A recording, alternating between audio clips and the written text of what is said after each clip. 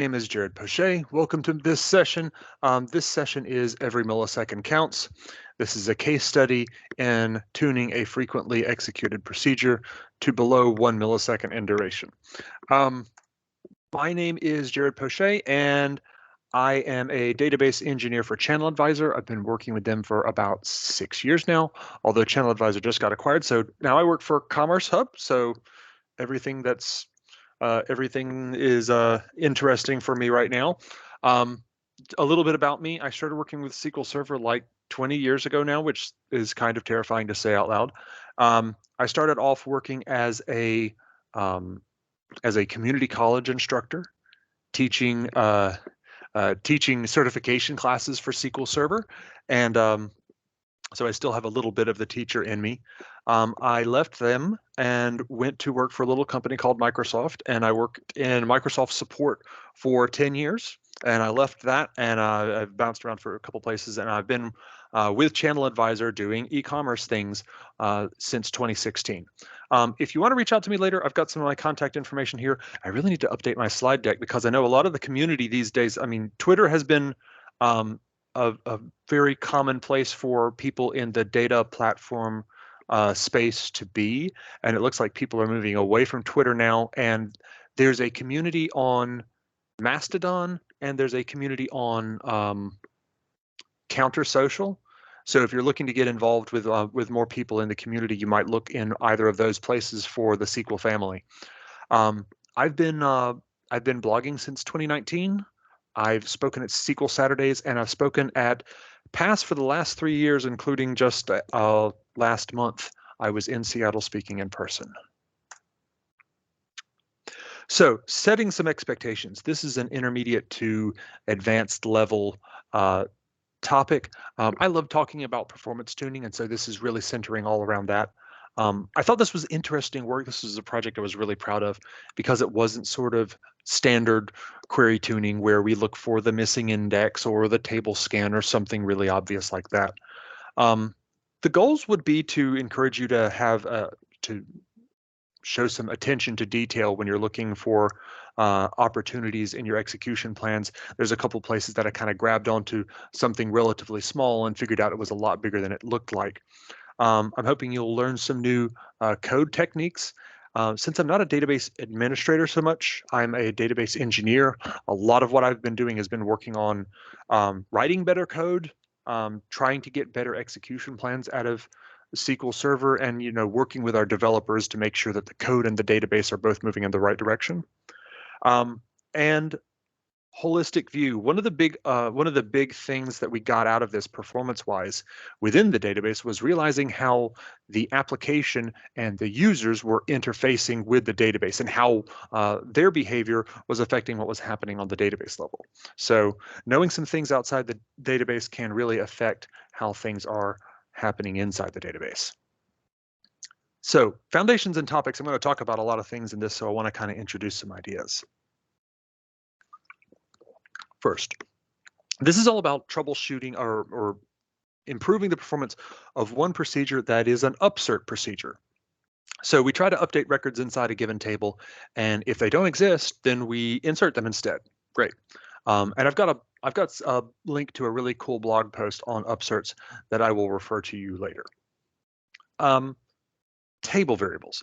We use table variables a lot where I work, and if you look on most blog posts from people in the community, table variables kind of get talked down because they don't have statistics. And so people comparing table variables to temp tables tend heavily towards temp tables because temp tables do have statistics and tend to, therefore, they give the optimizer more information to go with, and you can tend to get better execution plans with temp tables than table variables. But we do use table variables pretty heavily. In particular, we use table valued parameters. TVP allows you to pass in, instead of calling a stored procedure and passing in 3 variables that you use to filter your queries, we pass in a TVP, and so we're presenting essentially a table variable as input to the stored procedure. We do these all the time so that we can do things like batch operations instead of the application asking for a specific record out of the database or trying to update one row in the database, we'll pass in a TVP to the database at a time, and the application will ask for 50 rows of data related to different things, or we'll update 50 different rows based on the input it provides. But specifically, we used memory optimized table variables and memory optimized TVPs. And the big advantage these have versus, say, temp tables is that these objects aren't created in TempDB at all when they're memory optimized. And we do still have occasionally some, say, some execution plan issues because we don't have statistics, but we can use hints and we can deal with that pretty easily. Table spools. So a table spool pops up in here a couple times at one point, at least in the troubleshooting of this procedure. And what a table spool does is it's like it takes an internal result set from your execution plan and it saves off a copy of it and stashes that somewhere so it can refer back to that table spool and that result set multiple times afterwards. You'll see this a lot when SQL Server is updating other indexes inside a table. But in our case, you might also see an for an eager spool when you run into the Halloween problem, which I'll talk about in a second. Also, we run into an indexed view at one point, and an indexed view is, of course, if we have a view by itself is really just a logical construct. It's basically just like a query that's already been written for you, that you can refer to that query and retrieve things from that result set. An indexed view is a view where the data that is returned from that view is already being stored somewhere. So whenever you update the underlying table or one of the underlying tables, you're going to have to update that indexed view as well. It's kind of another layer of overhead whenever you're doing an update against that table. We always have to update the indexes for that table, but to have an indexed view as well is another layer of overhead. Now, the Halloween problem comes in, and this is a bit of a curious thing.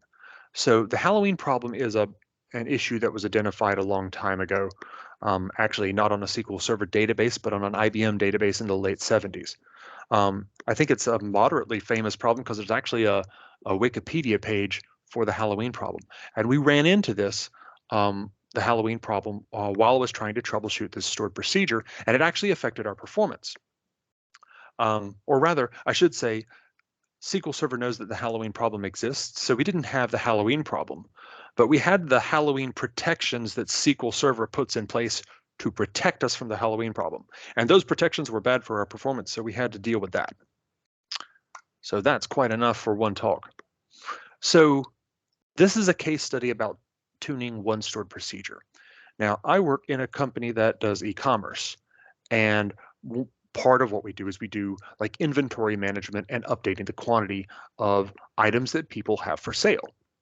And part of that is, updating traits like, the name of the thing, the title of a given thing, its ISBN number, or its, or its dimensions, things like that can be updated by them.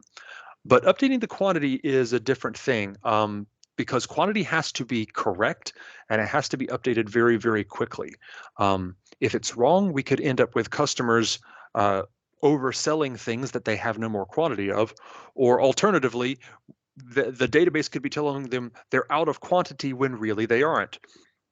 So we, in this stored procedure, we're updating multiple rows in the table based on information that's provided by a table valued parameter, a memory optimized table valued parameter.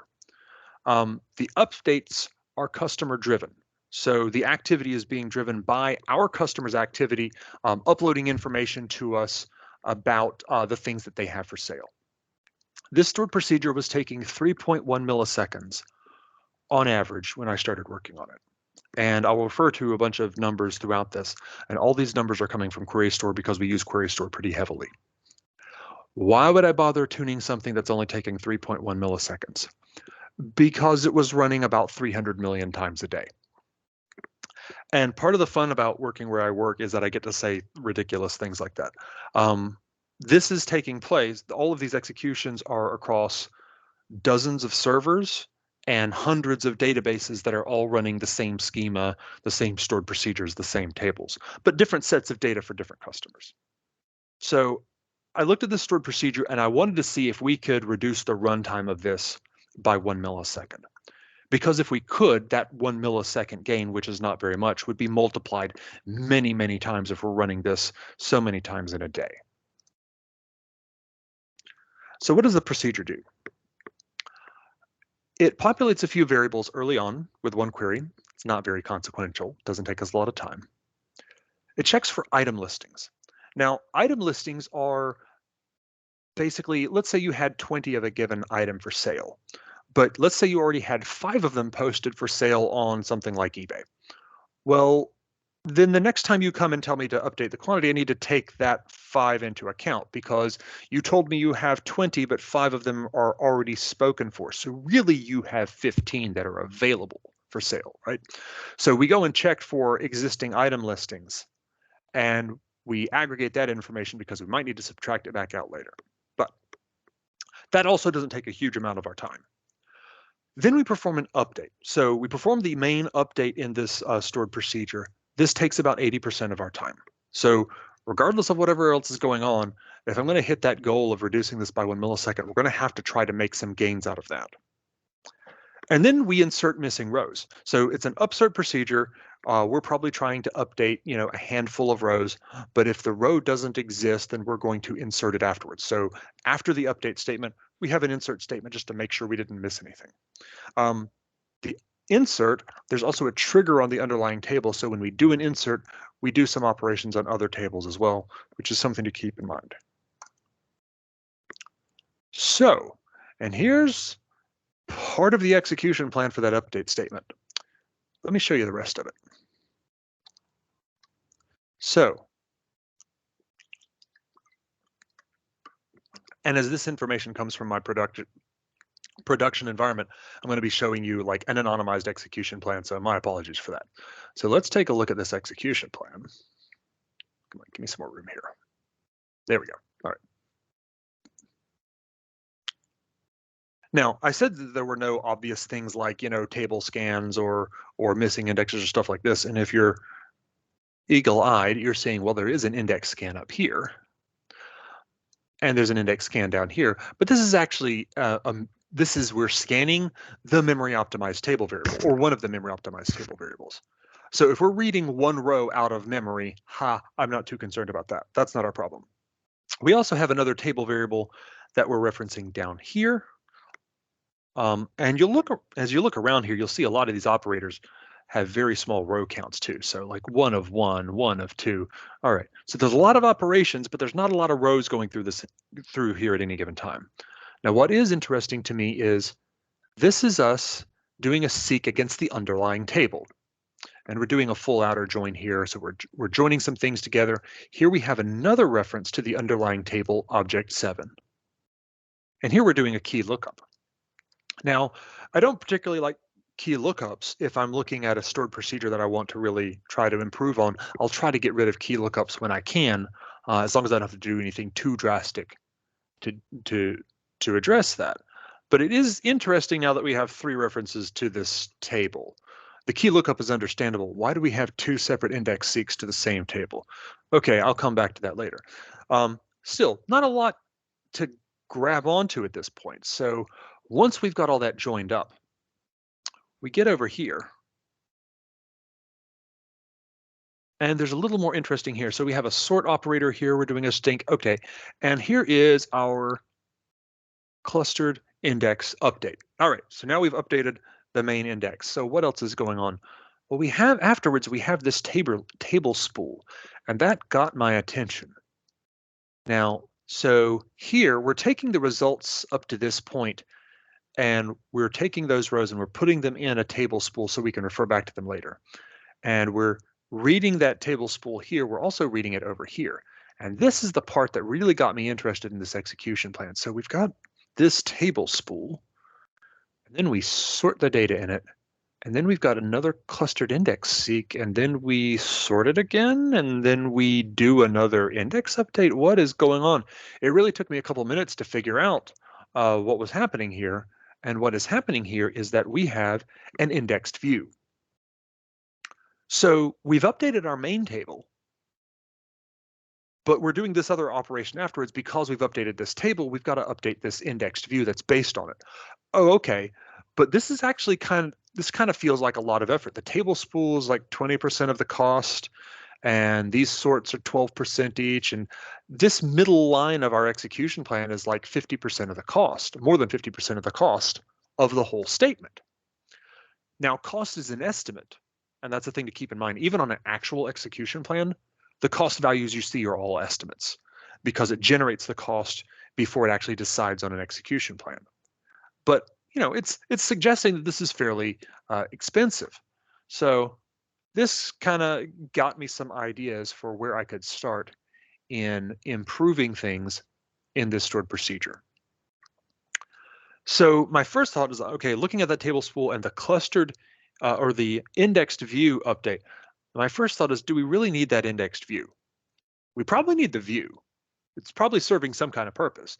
But do we need to have an index on that view? Because that's just something else we've got to go and update. If it wasn't indexed, then the view would basically be what it typically is, kind of a virtual query. And we could just, hey, go give us data from this view, and that would be fine. So do we really need that index? Because if we don't, then that'll get rid of some overhead for us.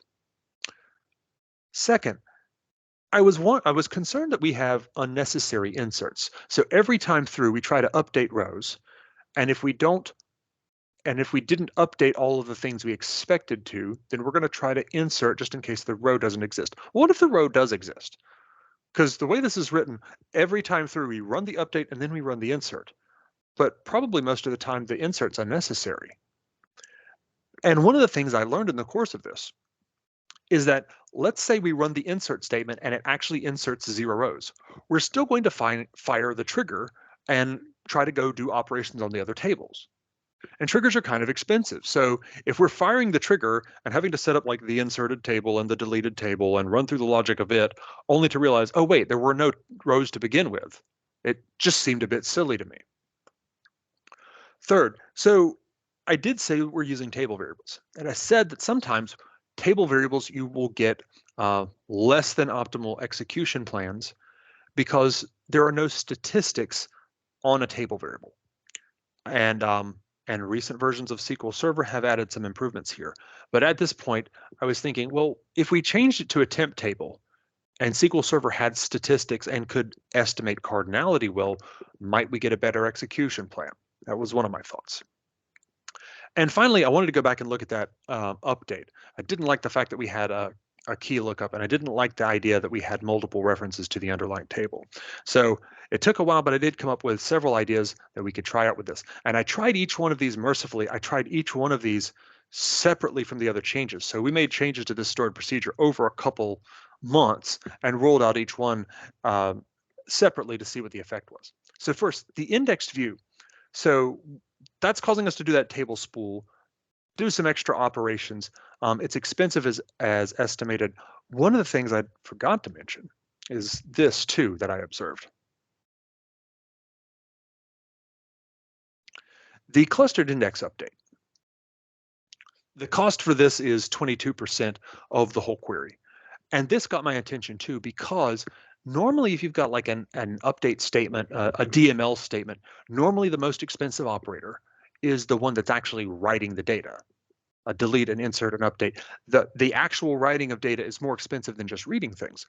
So I would have expected on a query that's well tuned for that update to be like 70 or 80% of the cost. But here it's 22%, which says to me that there's a lot of other things going on here.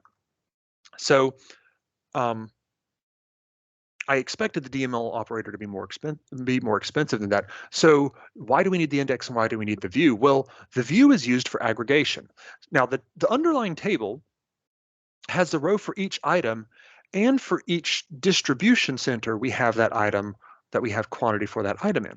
So when we call the stored procedure, we're updating one item, but we might be updating a handful of rows. So what the view is doing is basically aggregating the quantity for that item and giving us one quantity value instead of like 4. Which didn't seem like a good reason for us to be keeping the index around. I mean, if we get rid of the index, now instead of reading one row and we're trying to look at the data there, we're going to be retrieving 2 3, 5 rows. Not that big a difference.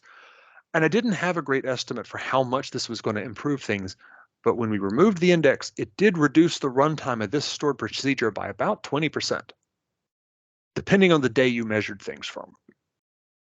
So that was a pretty good result to start off with.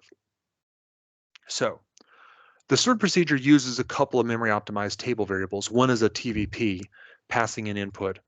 There's a couple of others that we create inside the stored procedure to handle the internal logic. So since the lack of statistics can lead to bad execution plans, and the SQL Server optimizer always assumes that a table variable is going to return one row because there are no statistics on it, I decided to try and replace the table variables internally with temp tables. So the temp tables do have statistics, and the idea is hopefully that would give us a better execution plan. And in this case, it was a terrible idea. Why?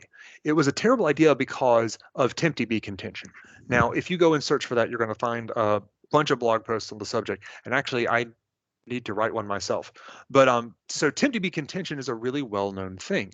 And there are some solutions that you'll see people typically refer to. And one, they'll say, hey, if you, depending on what version of SQL you're on, use these trace flags to change the behavior of how it allocates data in tempdb, or add more physical data files to tempdb because that allows it to basically parallelize the operation. One of the things that doesn't get said, I think, quite enough in these articles is don't create so many objects in tempdb. That's fundamentally the problem. Is you're creating a lot of objects in tempdb and the system's having trouble keeping up because it gets kind of bottlenecked through things like the PFS and the SGAM pages. So in our case, when we're running this stored procedure 300 million times a day, and we've got either 3 or 4 temp tables in it, that means I'm creating 1.2 billion more temp tables a day. Way too many. So that, and it may work in other cases to shift a given workload from using table variables to using temp tables. But in this case, it created way too much tempdb contention, and the stored procedure took substantially longer. We rolled this change back. So to me, I really like memory optimized table variables, at least. Now, if your table variables aren't memory optimized, they're also created in tempdb. And so you could have tempdb contention from using table variables as well. But memory optimized ones are pretty hard to beat. Now, if you have a query that's based around memory optimized table variables, and you're getting, say, a bad execution plan, use a hint. See if you can steer the optimizer in another direction using that. Also, SQL 2019 and above, SQL Server does have an option that allows it to essentially probe the TVP and see how many rows are in it, which results in the memory optimized table variables having behavior that's a lot more like temp tables themselves. But in my case, I am not shy about using hints to get the behavior that I want to get out of them. Any questions so far? We don't have anything in the chat. I was going to say about the tempdb, I recently had a situation where some active transaction filled up tempdb. And it just it just reminded me of that mess on a Sunday morning. I get called to say like the production database is down, and it reminds me to say to everyone, make sure you have your dedicated admin connection set up so that you can get in there when you need to, because I didn't want to bounce the service. No, it's been a long time. Because then I can't see what's happening in there. And I want to know who the culprit is. It was a user who was doing a row over partition by something or another. Anyway, just your tempdb contention stuff reminded me that you haven't seen that, right? With your stuff, it doesn't like active transaction fill up tempdb, right? It's just a bunch of little stuff. We haven't seen things like I haven't seen anything like that. But then again, if something like that was happening, it would probably be more in the database admins would probably be more likely to see and react to something like that before I would. Yeah. I mean, I could see that because, well, your stuff is maybe smaller too, because it's like hitting it over and over and over again. Mhm. Whereas this was one giant transaction that just filled it up, right? Yeah, that's always Yeah. that's not good. Yeah. So there's that. Especially not Yeah. on a Sunday morning, no. That was fun. And let me tell you, when you don't have TempDB access, you cannot join anything. So if you have queries that join system, tables, views, whatever, nothing can be joined at that point because TempDB is not available for you. So you're having a lot of fun picking through. Anyway, just reminded me of my horror story in DBA land. But we have Manishi's typing in here that usually he prefers table variable over temp tables when resultant is relatively small. I can understand that. I can appreciate that. It is one thing to keep in mind with table variables and TVPs is having an idea of how large these things are going to get. It's not a problem that we've really tripped over, but I know that like in a lot of cases we have our TVPs for a procedure, and this does require some negotiation with the developers who are actually writing the code calling the database procedures. But one of the things we figure out with them is what the batch size is going to be in our TVP. And a lot of cases they'll call a stored procedure, and the TVP will have like 100 rows in it, which will then join to things in the database and give them back a result set of 100 rows, or will update 100 rows in the database. But if the fields in the TVP are larger fields, if they're like large text values, and we don't do a lot of that sort of thing, but reasonable size strings, yeah. But if it's a larger string value, then instead of having batches of say 50 or 100 rows, we might have 10 or 20 rows. Because you do have to think about with memory optimized table variables, we're taking up space in memory. If our row is really, really wide, can we have 100 rows of that, and then realizing that we may have multiple connections running the stored procedure at a time? So we haven't had issues with it, say, filling up TempDB or anything like that, but we also kind of stop and consider these things when we're seeing really large tables. Right. Don't select star from some giant, oh no, and put 20 that billion row table, then lock your computer and go home on a Friday, and then just see what happens. Yeah. All right. So the next step of this was looking at the unnecessary inserts. So if a row doesn't exist for us to update it, then we do need to insert it, and that's fine. But logically, you're going to update a row many times, but you're only ever going to insert it once. So I had the impression that we probably didn't need to run the insert every time. Well, how can we go about determining when we don't need to run it? Well, and I didn't like the fact that once I figured out that if we run the insert statement and it inserts 0 rows, we're still going to run the trigger for that. I hated that. Well, actually, the logic here is pretty simple. If the TVP passes in 5 rows for us to update, and we run our update statement and it updates 5 rows, then we shouldn't need to insert anything. We can just use the row counts to completely skip the insert statement. I put that logic in place, and at that point, we were running the procedure 350 million times a day, but the executions of this statement dropped to 6 million. Now, this didn't have a huge difference in our time. It did reduce it, but it was pretty small, 1.95 milliseconds to 1.91. Well, why was that? And this was about 14,000 milliseconds a day. Well, the reason was the query, the insert select, was actually filtering out the rows pretty quickly because it realized the rows in the TVP already exist in the underlying table. So it filtered down to nothing. And the vast majority of the time, by the time the execution plan would hit the insert operator, and there was already no work for it to do, and it knew that. So it was just basically exiting very quickly once it filtered out all the rows. But we did reduce this by 14,000 seconds a day. We also reduced the trigger executions by a similar amount. I think that was another like 16,000 seconds of time that we saved. So this was a small improvement, but that does mean it's an improvement. So at this point, I went back and looked at the execution plan again. All right, we got to deal with this. There were a couple things going on, and this was kind of unusual. Now, first of all, I mentioned an update statement. There's actually 2 update statements, and based on the parameters that are passed in, we either run the first one or the second one. They're a little different, but they're mostly the same.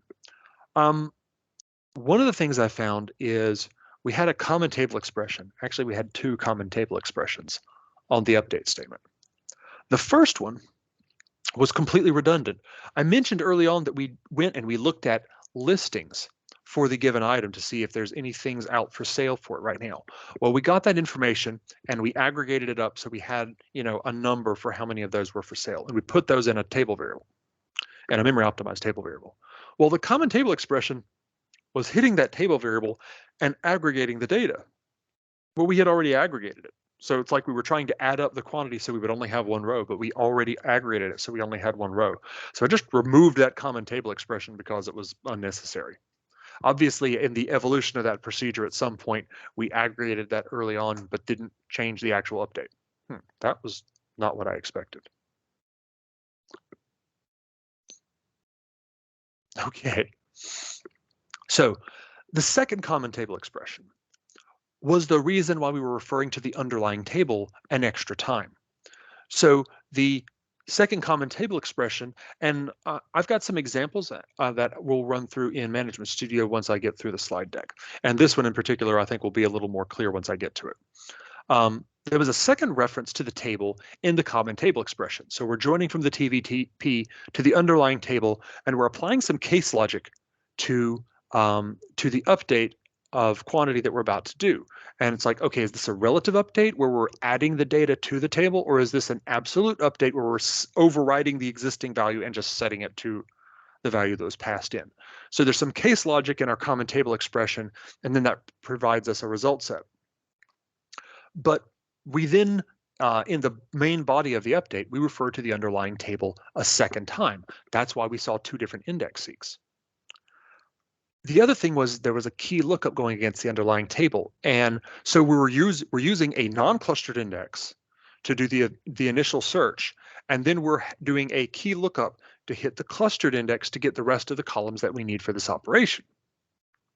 So I looked at the non-clustered index to see why we were using it instead of the clustered index. And the non-clustered index was based on the account ID and the item ID and the distribution center ID.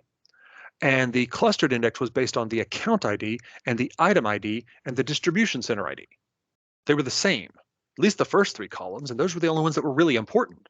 So I was like, I put a hint on it and told it to use the primary key directly. So instead of doing an index seek against the non-clustered index, it did an index seek against the clustered primary key, and we didn't need a key lookup after that. So by getting rid of the CTEs and kind of unifying the case logic and getting rid of one reference to the table and getting rid of the key lookup, we reduced the runtime by another 28%. And this was 190,000 seconds a day almost. And actually, let me flip over to my examples real quick. So this last one, the extra update logic, I mentioned that there was a case statement and there was another case statement. Let me show you kind of what I meant. So here's a common table expression, and this is in the AdventureWorks 2014 database, using that just as an example. So I've got a query that's going against sales order detail and using a table variable. And I'm joining this and I'm using some case logic to provide the product ID, the order quantity, and the unit price. So this is our common table expression. And then the update statement is using that information and joining it to sales order detail again, and actually putting some additional logic around that. This is kind of what my query was doing when I looked at it. This is what our update statement was doing. Well, what I did was I changed it. So I took this case logic here and I took this case logic here and I wrote out all my cases and I made one set of case statements out of them, which meant in the process, I got to delete the common table expression. And so this index seek went away. Hopefully that's a little more clearer now that I've actually showed you what I'm talking about. But that was a 28% reduction for the stored procedure. And this is what our execution plan looked like afterwards.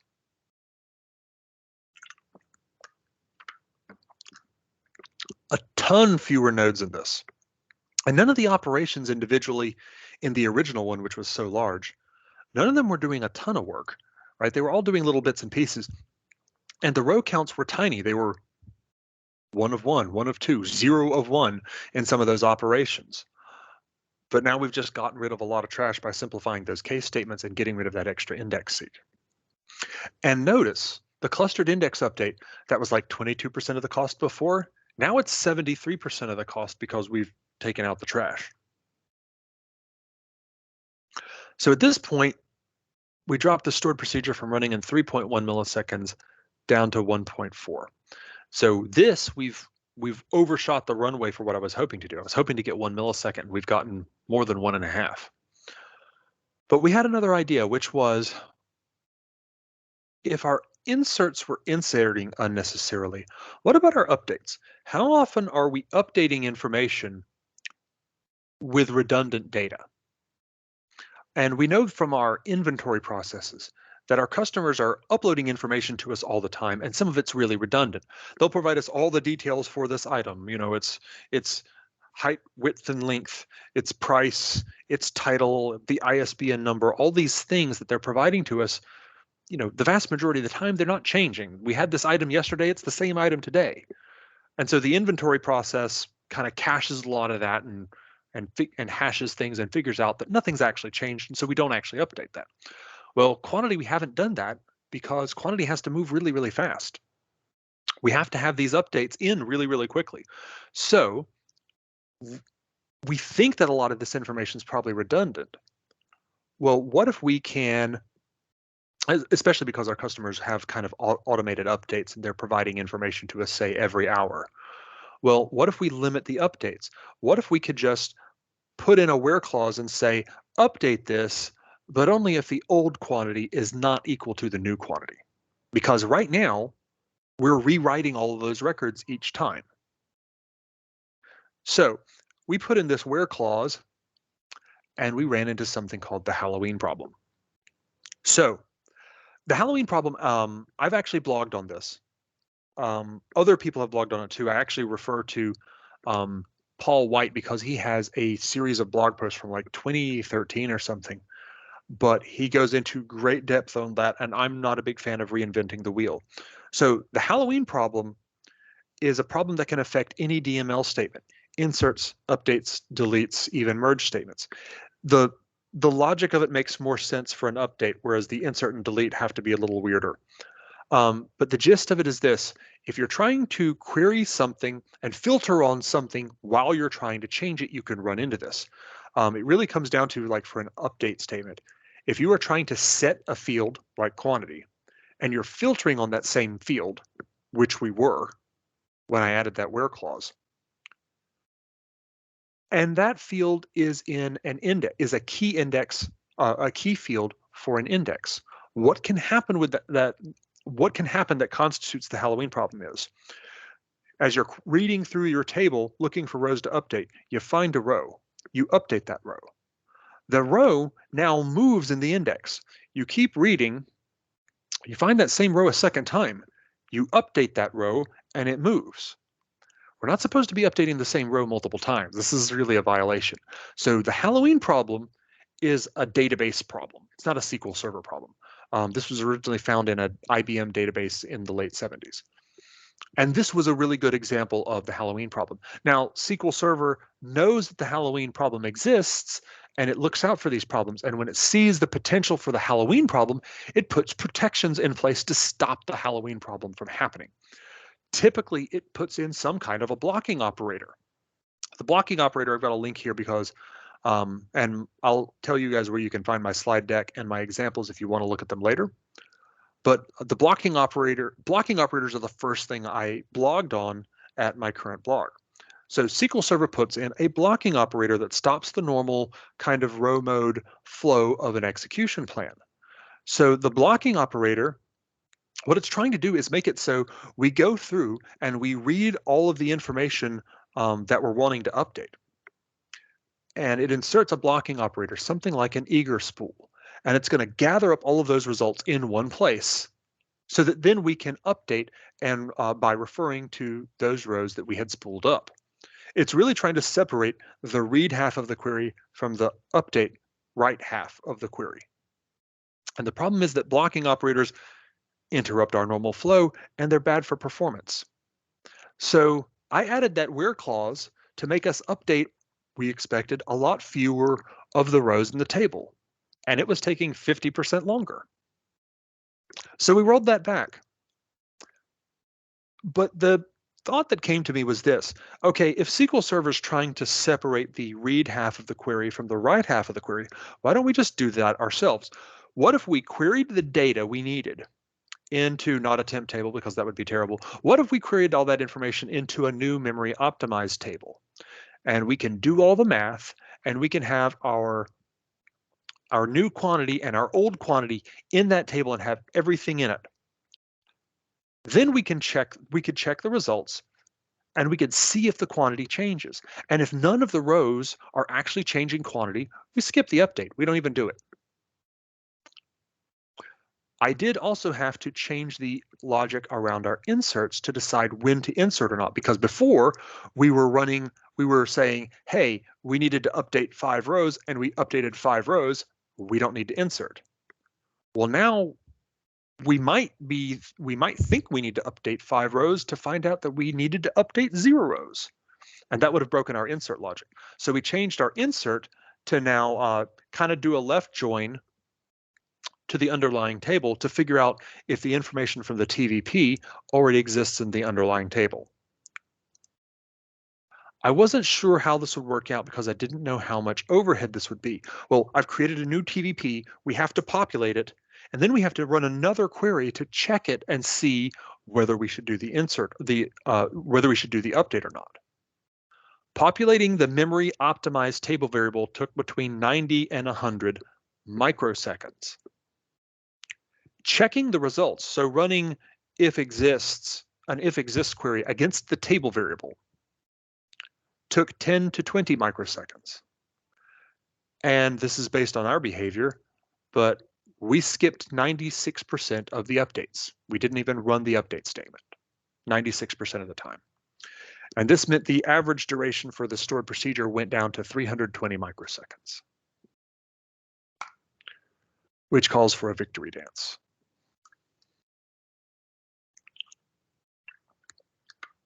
Now, I'm going to get into the examples in just a second, but I had one additional thought, which was, okay, given kind of the numbers that I saw from my example, how much of the time would we need to skip the update to make up for the fact that we spent a little extra effort setting up the table variable and querying it? Now, in my example, if I keep running this example, the time it takes to do the normal update where we update the table 100% of the time, it would get down to about 2 milliseconds. So let's say it takes 2 milliseconds to update the table. And let's say that populating the table variable and reading it takes about 70 microseconds. Well, then if you skip the update 3.5% of the time, then you've broken even. And if you skip more than 3.5% of the time, then you're saving time by doing this extra work. So let's take a look. I am using the AdventureWorks 2014 database, which I have already restored from backup. So here I'm going to check and see if I've got my memory optimized file group, and if not, I'll create it. And if we have our file group, we're going to make sure we've got at least one file in that. So let me run that. And now we need, come on, behave. I'm going to create a memory optimized table type. Here's a table type. It has 3 columns in it. It has an index. All that's wonderful. And we're adding a memory, and it's memory optimized. Great. And we're creating a second one with a couple more columns in it.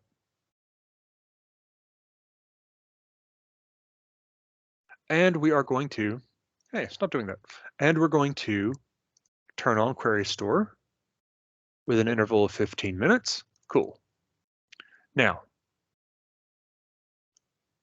here is a stored procedure that I wrote to update one of the sales order tables. So I do a innocuous query here, and I allowed for us to kind of, similar to my production stored procedure. I mentioned that there were 2 different updates in it. Well, it's kind of like this.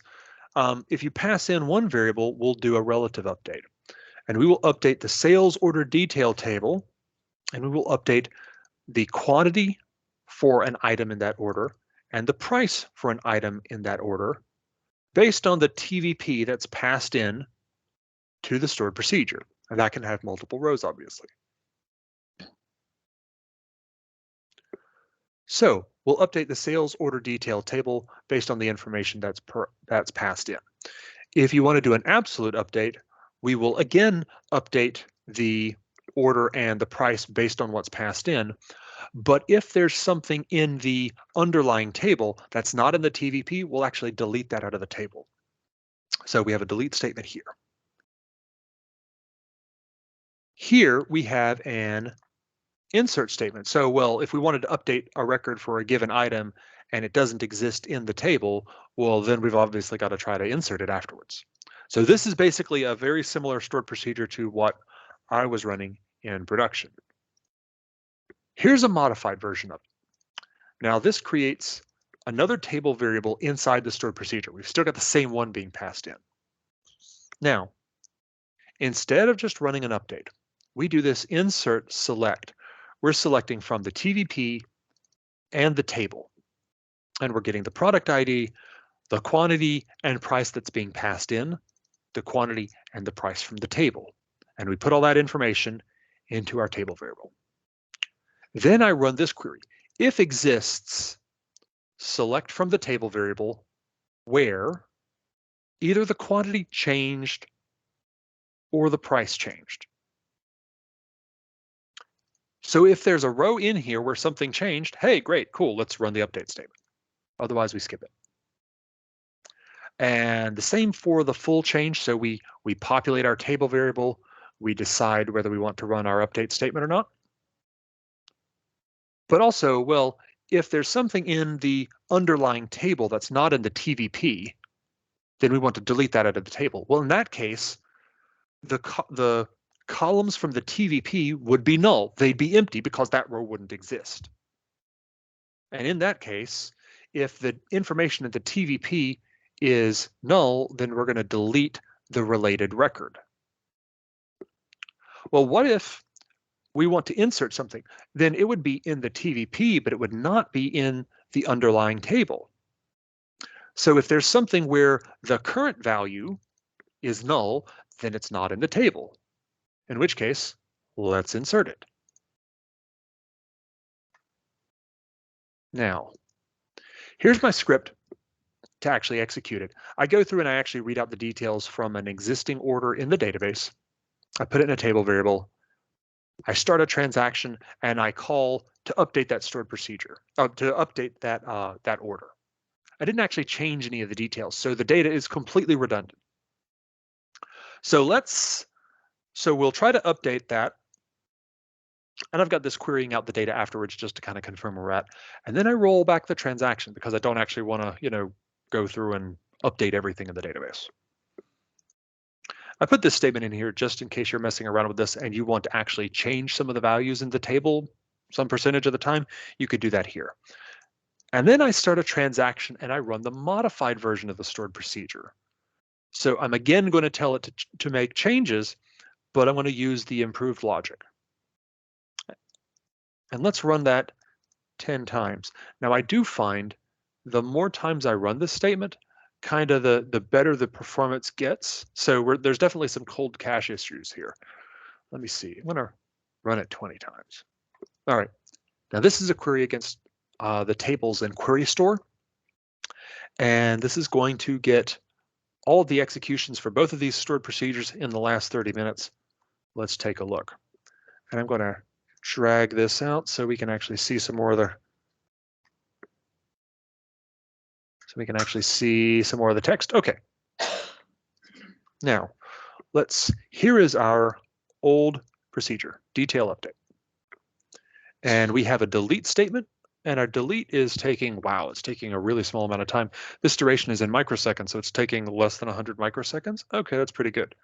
Our insert statement is similarly impressive, but our update statement is taking a lot longer. Our update statement is taking almost 19 milliseconds per execution. Here we have all the records from the modified procedure. Now, what you don't see here, you do see an insert, but this is actually the insert into our internal table variable. You don't actually see the insert statement into our table itself. Well, why? The data is all redundant, so you don't actually see we never ran the insert or the update or the delete because they weren't necessary. But here you can see a statement where we're checking whether the current value in the table is null. Well, if the current value in the table is null, then we're going to insert it. So this is our replacement for the insert statement, and that's taking 10 microseconds.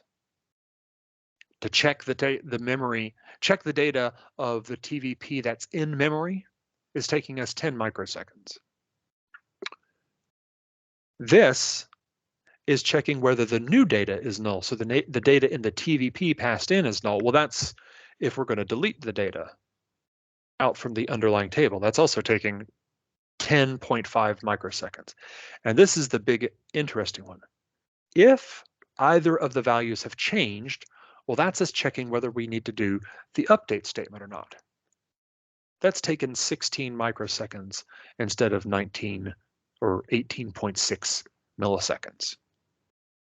So here, it's like an order of 1,000 times faster to not do the operation when it's not necessary. Now, and it is, like I've said, it is kind of weird, but the more times I run this one, it seems that the insufficient memory, oh, you're just being negative. I know it's late. The more times I run this, the better the original stored procedure performs. It kind of seems like, you know, the cache was probably cold the first execution or something, so it takes a really long time to get one execution. But after that, the more times we run it, the better that average comes down. Let me run it 50 more times. Yeah, let's see how long that takes. Oh, come on. That shouldn't take that long. Okay, there we go. So let's go back and run our query again and see what that comes down to. Yeah, here is our update. Now it's down to 3.2 milliseconds. But still, if we're trading out 3.2 milliseconds for 15 microseconds, that's a pretty good result.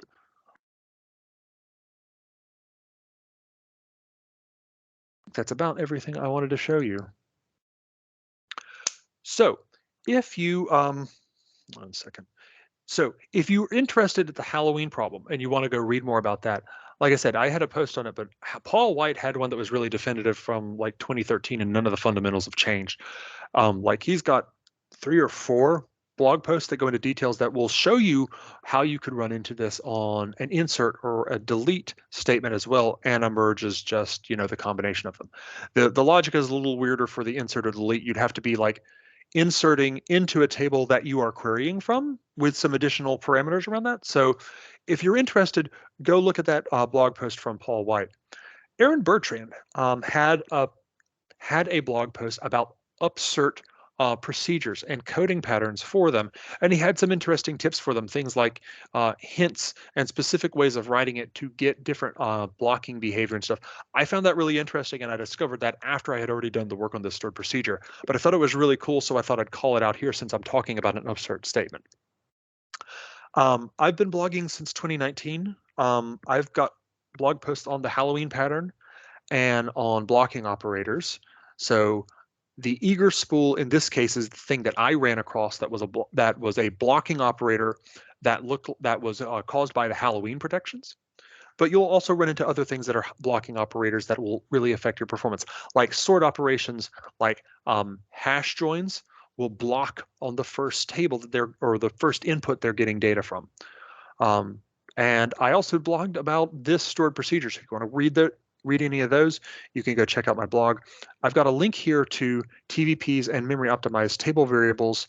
All of these links, you'd be able to see if you had my slide deck. And down at the end, I have some GitHub links, which you won't be able to click on until you've already downloaded things. So let me do one more thing real quick, and I will.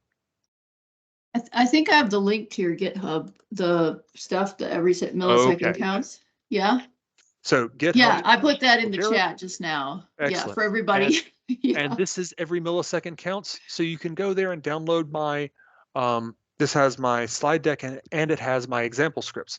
So you could come here and check out any of these links from there. The QDS toolbox is something that some of my coworkers at ChannelAdvisor put together, and it does some of the things that we do with Query Store internally. So if you haven't used Query Store a lot, you could take a look at the QDS toolbox, and you could start running some of the procedures and using some of the tables that that they created, and you might find that very useful. Whoop, go away. I wasn't asking you to do that. And you can check me out at SQLJared.com. You can follow up with me there. You can follow up with me on Twitter, at least for the moment. I haven't left it, but I make no promises. I do have a presence on Mastodon. I just created an account on Mastodon, and I have one on Counter Social. So I will put out a tweet telling you how you can find me on those other places. And in any case, if you're looking at social media on one of these other platforms, always look for the hashtag SQL family. That would be a good way to find other people who are SQL Server professionals.